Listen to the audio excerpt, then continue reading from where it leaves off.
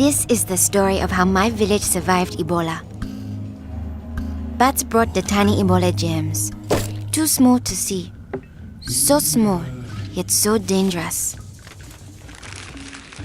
Without realizing, grandfather rubbed a little blood in his eye. Ebola germs came into his body.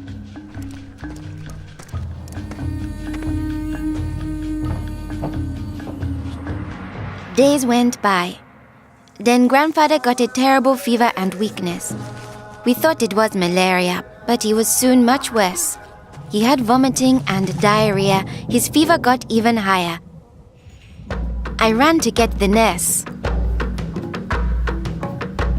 But grandfather had already died. I was heartbroken. The nurse thought it might be Ebola, a disease caught from bush meat, but which spreads from person to person. Others in our region had already died of this new disease. Unless we understood the disease and followed their rules, it could spread further and kill many more people. She explained that Ebola was in the body fluids of someone who was sick or had died of Ebola. Their sweat, tears, mucus, saliva, vomit, diarrhea, urine, breast milk, sexual fluids, and blood. When we touch a sick person's body fluids, the Ebola germs can get into small breaks in our skin or into our eyes, nose, or mouth. The Ebola germs spread into our body and make us sick. When somebody dies of Ebola, that body is much more contagious. No one should ever touch the dead body. The nurse advised us to wash our hands with soap and water right away.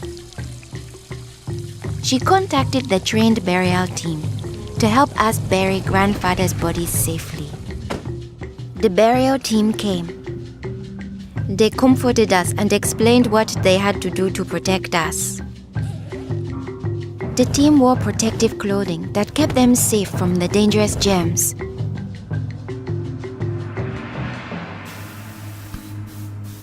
They sprayed grandfather's room and his body with chlorine to destroy the Ebola germs. They put his body safely away in a bag. To prevent the spread of Ebola, no one could touch the body of anyone who had died with signs of the disease. They also burned his mattress, bedding, and clothes, anything that might have his germs. All these actions made us safer. It was too great a risk to follow all our traditions, but we still honored grandfather in the time of Ebola. Our chief gathered all the villagers together after grandfather's death. He explained that it's natural for us to fear Ebola, but if we trust in our health workers and follow their rules, we could stop the disease. The nurse explained to us, when a person has symptoms such as fever, don't touch them. Get them to the treatment center right away. They will have the best chance of surviving and they won't spread Ebola. She advised us to wash our hands with soap and water many times a day.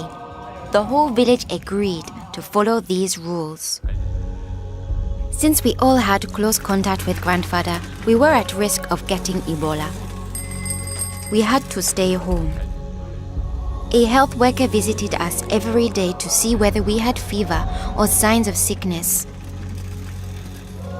We would show signs within 21 days if we had Ebola.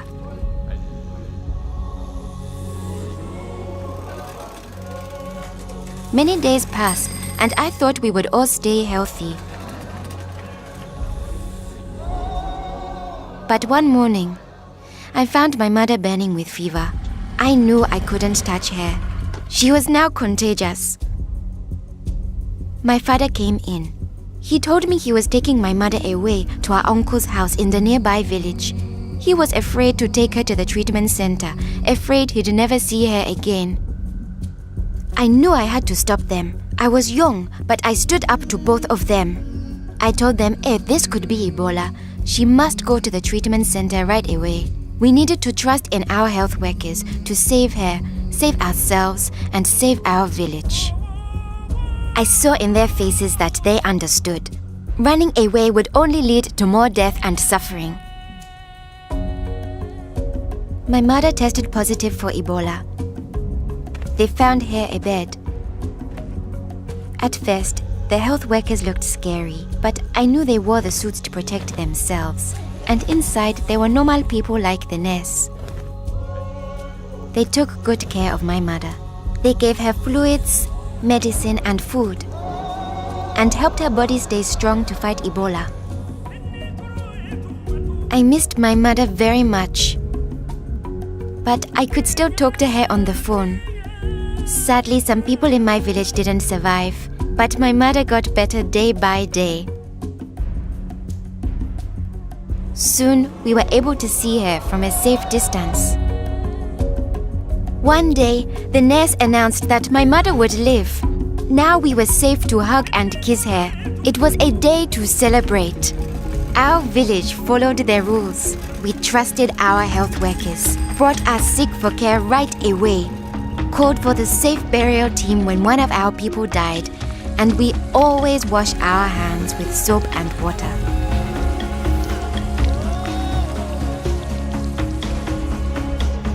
Our village survived Ebola. Yours can too.